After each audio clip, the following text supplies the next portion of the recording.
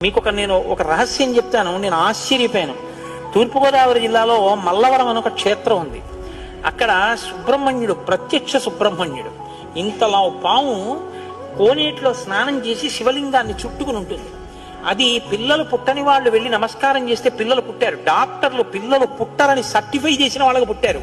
ముఖ్యమంత్రులు కూడా వెళ్ళారు పీఠాధిపతులు అక్కడికి. ఆ పాము కారణాంతరాల చేత శివలింగానికే తల కొట్టుకుని శరీరం వదిలితే ఇప్పుడు అలాగే ప్రతిష్ఠ చేశారు. అక్కడ నేను ఆశ్చర్యపోయింది ఏంటంటే, నాకు ఆ దేవస్థానం ధర్మకర్త ఒక ఆయన వచ్చి ఒకసారి ఓ మాట చెప్పారు.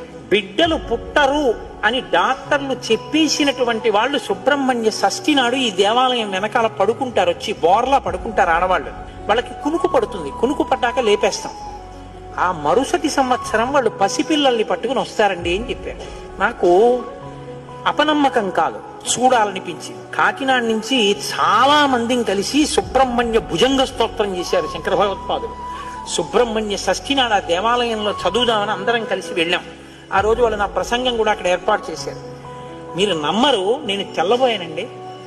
ఎంతంత సంపన్న కుటుంబాల వాళ్ళు బిడ్డలు పుట్టరు అని బెంగ పెట్టుకున్న తల్లులు సంటి పిల్లలతో ఎంతో సంతోషంగా వచ్చి ఆయనకి నమస్కారం చేసుకుని, అబద్ధం కాదు, నేను ఎంతో మందిని అక్కడ అడిగాను, ఏమమ్మా మీకు ఈయన వల్లనే కలిగిందా సంతానం?